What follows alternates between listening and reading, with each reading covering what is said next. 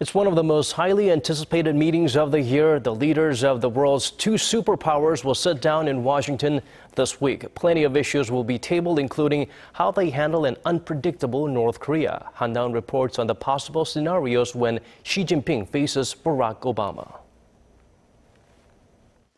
As far as state visits go, it doesn't get much bigger than Chinese President Xi Jinping's trip to Washington this week. With President Xi and U.S. President Barack Obama set to hold summit talks at the White House on Friday local time, observers are watching how they broach the issues of China's militarization of the South China Sea and its alleged cyber attacks on the U.S. It's this backdrop that led a professor at Princeton University to say the atmosphere at the summit could be the coldest it's been in decades. Despite their differences, Washington and Beijing share some common ground, and that includes North Korea. Political watchers say the two sides are likely to send a clear message to North Korea over its nuclear and missile programs. They say a tangible outcome could be reached if the two sides meet halfway.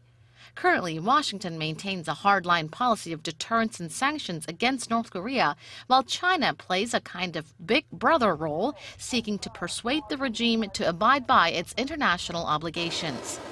Experts add that a joint statement, expected shortly after the summit, will give the world a clearer view of China's North Korea policy, which has grown more ambiguous since Kim Jong-un came to power.